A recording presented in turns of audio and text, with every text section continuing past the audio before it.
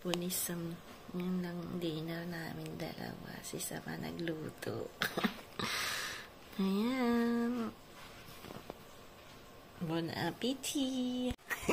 Luluto si Sam. Si Sam, tagaluto ko.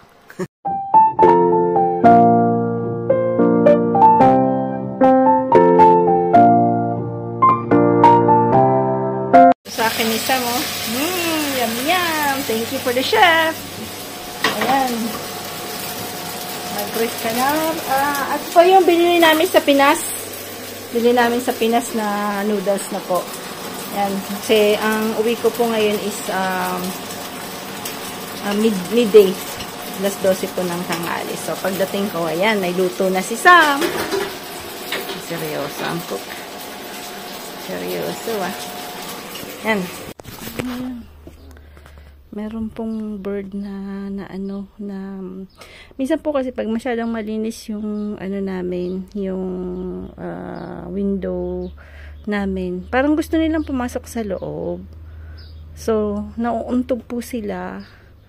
Minsan po namamatay. Kaya minsan talagang kailangan, hindi ko po makalimutan na ilagay yung curtain na po. But, pero ito hindi, okay naman. Kasi yung iba talagang sobrang impact ng sa window glass. Yan, medyo na po sila. Yan. Sana makasurvive po to. Wawa naman ang baby. Ayun, dati po pala nung nasa reunion po kami, may inalagaan po kaming ibon na po sa nest po. Well, halos konti pa lang yung balbo niya, hindi pa siya nakakalipad po. So, pabalbon pa lang. So, inalagaan namin yon. Ayaw niya na pong umalis. As in, ayaw niya na pong umalis sa bahay. Kaya lang, that time, malapit na po kaming umuwi ng France. So, kailangan namin siyang paliparan. Alam mo ba, nung siguro 1 kilometer namin siyang pinakawala, nakabalik po siya sa bahay. Ayun. So, parang nakakaiyak yung kwentong yun. But then, I always love to take care. Ito po yung sparrow. Kasi, po sila, grabe po yung attachment nila sa human beings na po. So, yan, nakikinig to si baby bird. Papakita ko. Ewan ko lang po kung pwede nating ipa-YouTube kasi minsan ayaw po nila pag mga animals na po. So, medyo mahigpit po sila. So, kasi dito, ayun, lumipad na. Ayan. Lang po siya, medyo nag-rest pero lumipad na rin. Ayan. Ayan. Hindi po ako masyadong nakakapag-film kasi tag nito, naging busy ako. Tapos kahapon po, hindi ko na-film kasi akala ko uulan. Yan, namumulaklak na po yung mga bagay-bagay. Yan, immortal tawag niyan dito. Ito po. Yan. So, daming bulaklak. Kahapon naging busy ako dun sa likod, sa garden po. Tapos tingnan niyo po kung gaano kadaming bees. Ang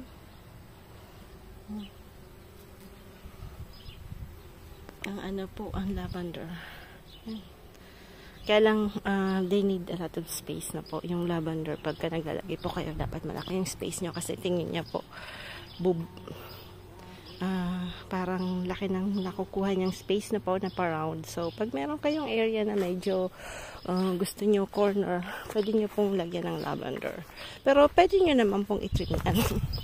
Medyo magulang lang dito po, medyo magulo kasi naman si Manay nag-work na.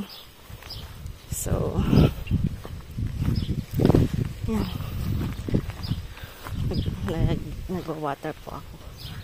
So, kahapon, ito yung mga sili, parang po, matitigok. Yan, linanuhan ko po. Trinim ko po yung laurier, ang tawag dito. Ewan ko ano English niyan.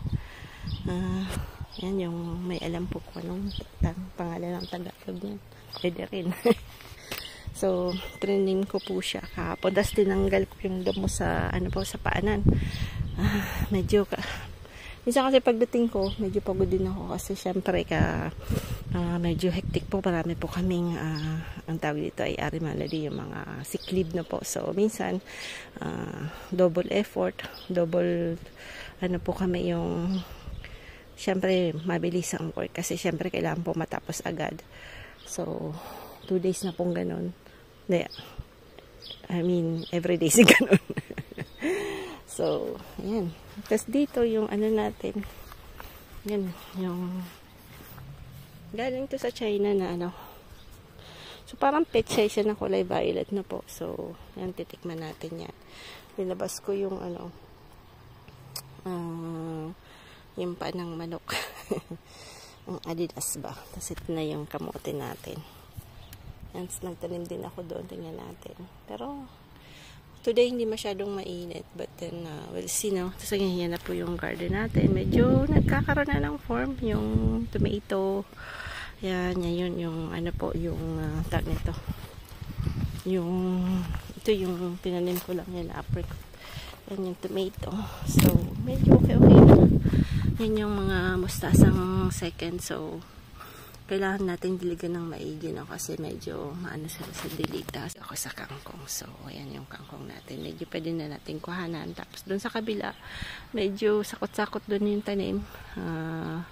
Merong cornish yung tapos merong sitaw na 4 na piraso.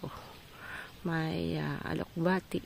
Yan. Tapos ito. Tapos dadalihin natin yung dulong yun. Lilinisin natin yung dulo.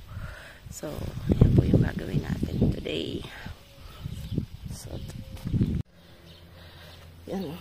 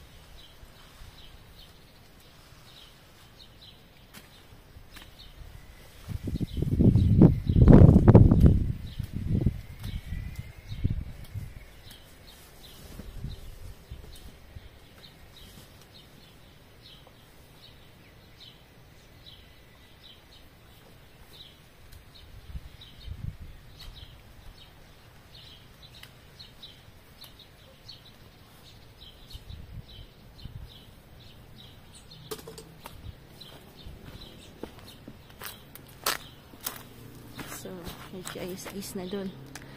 Up.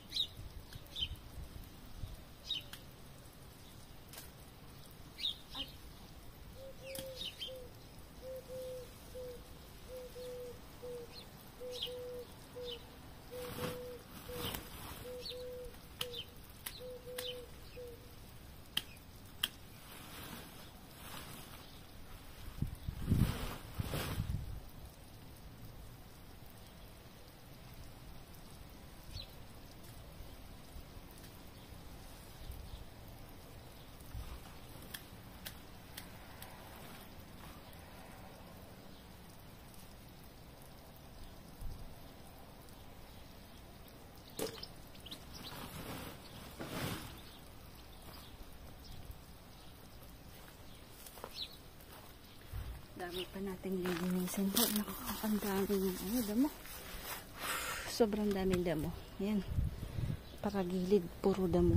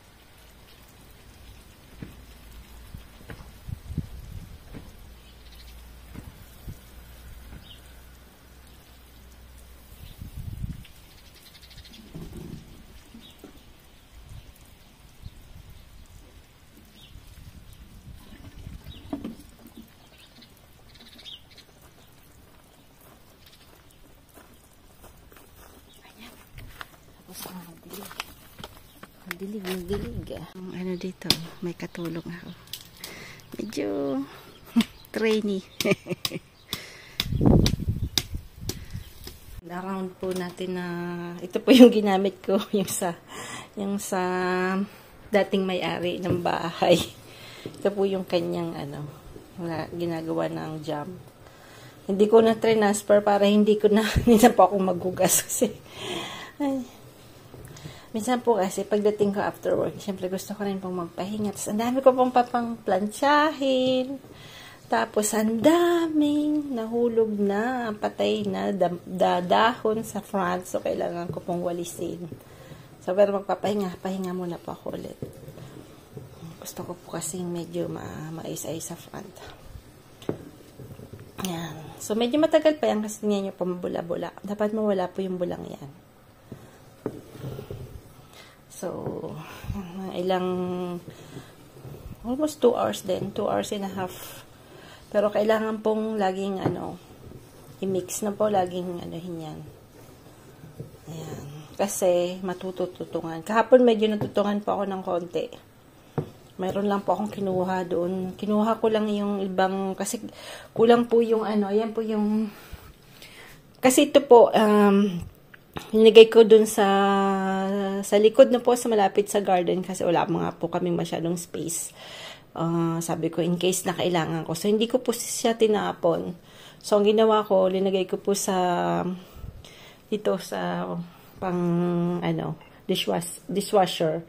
So, linabang ko po siya ng 60 degrees para at least sabi ko, kahit malinis na po, syempre malikabok po doon, kahit po siya, nakalagay po siya ng maganda, no? Natakpan ko po siya ng maganda. Kaya ang lininis ko siya po ulit sa dishwasher ng 60 degrees para at least maganda na. Para mas maganda po yung gano'n na po. Ayan. So, balik-balik tayo sa pagkutaw-kutaw. Ayan. Mamaya magwawalis niya. Ewan ko lang po kung ma-video kasi nasa front. Siyempre may maraming tausap. Pakita ko lang yung mga nalaglag na dahon. Kung nandito po si Lola, si Mama, nako. Tulungan niya siguro ako magwalis-walis kasi mahilig po yun sa walis-walis. Yan, so yan po siya yung apricot, no. So hindi ko po tinanggal yung balat, no. Kasi overripe na po siya. So, nung dati po kasi hindi pa masyadong overripe, tinanggal ko yung balat kasi I find na medyo acid yung balat na po. Pero ito namang overripe, hindi na. So, parang din naman siya, nag-dissolve nawawala din yung balat na yan. Hindi mo na siya makikita. Hindi gaya ng balat ng tomato na po. Pagka linuto mo, parang nagiging transparent. Mahirap matunaw na po. But this one natutunaw. Hindi siya parehas no, sa tomato. So, parang natutunaw po siya. So, ayan. Lang kayang magagawa natin sa mamibigay po tayo. Kasi syempre, sobrang dami, hindi natin kayang ubusin yan. So, if ever na uuwi po ako ng Pinas, magdadala po tayo. Patapos na ako. Hindi ko na po na-film kasi parehas lang po nung kahapon na po. So, ayan. Meron pa akong malaking-malaki kasi nakalimutan ko palang ibahagi sa inyo. Kasi muntik na pong mawala yung wallet niya kasi linagay niya po sa tapalodo ng kanyang car na po. Tapos, nakalimutan niya. Siyempre, nung paalis siya ng bahay, sa streets namin, nakalimutan niya buti na lang kung may nakapulot. May nakapulot na nagbabike. Tapos, ang nangyari po, hinanap niya ngayon kasi nandun po lahat ng papeles ni Sam. Wala namang gaanong money. Pero lahat po yung yung identity card, yung driving license, basta lahat ng mga identification nandun po. Kaya nung sabi ni Frank dun sa tamang-tama si Frank naman po lumabas, tas nagtumawag kasi si Sam, sabi niya, Papa, na nakalimutan ko sa tapaludo ng car. Kung tingnan mo sa labas ng bahay kung nandyan. Tamang-tama naman po yung nakapulot, naghahanap din. Sabi ni Frank, kailangan natin bigyan ng something na po. So, bibigyan namin siya ng parang basket, tas bibigyan ko po ng jam na ginawa ko na po. Sana magustuhan niya. Pero dito po famous yung apricot na jam. So, yan, dami pa. Medyo madami-dami pa. So, yan, sobrang init lang. Mapasok-pasok ka baga. Pasok-pasok. So, syempre, si Manay, manamano lang.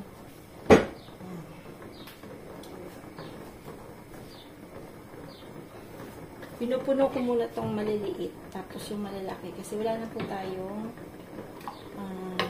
botelya. Wala na tayong ganito. Siyempre, pag namigay po tayo, hindi na yan nakakabalik, siyempre.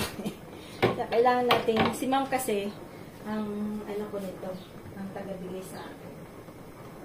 Si Ma'am kasi malig sa ganyan. So, alam ko naman, mga takip ko. Ayan.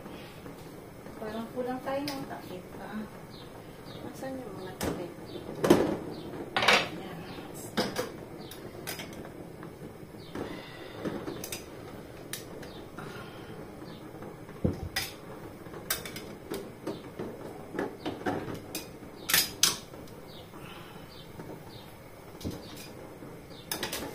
Tatagal po siya ng mahigit isang taon na po, kahit medyo matagal.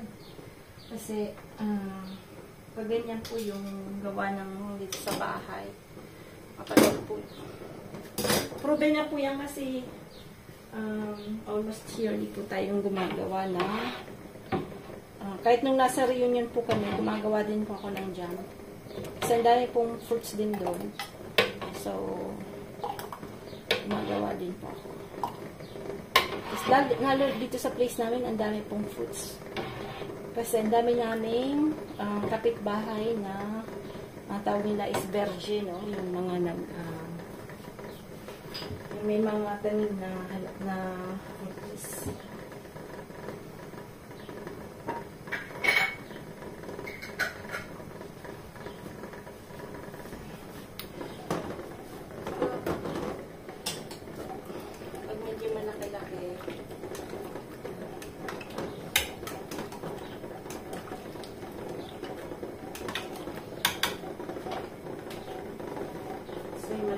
Itong maliliit naman kasi maganda nito kasi pagka sila Osh, ayan, dadali ni Osh yan sa dormitory niya na po. Hindi kasi siya masyado sa feature sa jam. So, pwede niya rin pamigay sa mga classmate niya na po.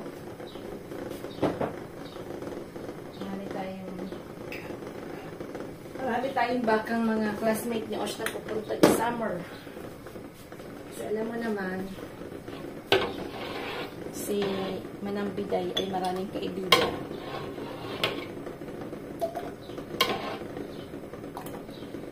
Marami po siyang kaibigan. Last year, kaibigan niya, bago siya umalis po, meron po siyang Vietnamese na kaibigan. Ang bait-bait po nun. So, dati, lagi po pumupunta dito sa bahay. Na-film ko din po yun. Mayroon nasa video ko ng mga dati ko pong video.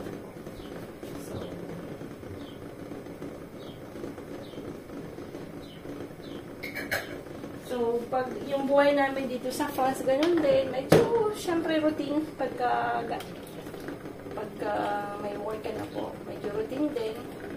But, ako kasi gusto ko medyo, yan, dahil sa garden, medyo active din. Kaya lang pagka, syempre, yung mainit na po, yun, medyo mahirap ng gardening. Siyempre, di po natin diligin ng sobrang init.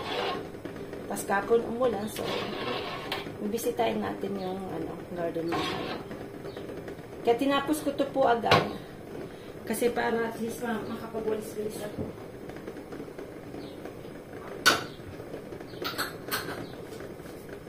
Nung ano po, nung isang paggabi, ang aga ko pong natulog. Kaya lang, aga ko rin yung nagising. Yun ang problema. So, lagay na natin po buong iba dito. Sobrang init na po. Sobrang init. So, parang init niya ay like very, very hot.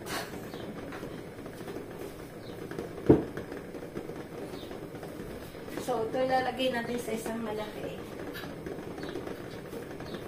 Ito, I like this. Kasi, binili namin to sa Italy nung pumunta po kami. Honey po nakalagay dyan. Pero, gustong-gusto ko yung bottle na to. Kasi, syempre, memories. Pumunta kami ng Firenze. Bili na tayo. Makakabalik doon. Dahil dinala namin yung car, mahal din po pagka yung dala-dala yung car. Kasi may babayaran ka na expressway na po. Tapos yung gasolina, medyo, hindi nga lang. Pero at least naka-experience kami na punta ng Italy na nadala yung car na po.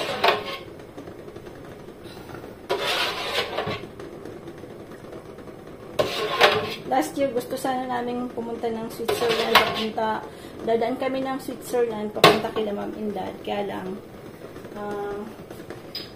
naano po kami sa oras. Nag-ahoy sa oras. At, naisip din namin na kailangan namin malaking budget kasi mahal po sa Switzerland po medyo mahal. Ang ano nila, yan, meron pang natira. So, ito. Ano ba gawin natin dyan? Yan. So, tapos na po. Marami pong salamat. Sana po mayroon po kayong natutunan sa jam making ni Manay Tini. Ano lang po to, hindi to professional. Lutuan lang to. So, ayan. Salamat po. Maraming pong salamat. Maraming pong salamat sa mga ating mga sis na laging nanonood na po. At alam na nila po yun na, marami po tayong messages na minsan na, very heartwarming. Ayan. Maraming pong salamat mga sis at mga brother. At ingat po kayo lagi. At ingat po sa lahat, sa family natin. At God bless po sa lahat.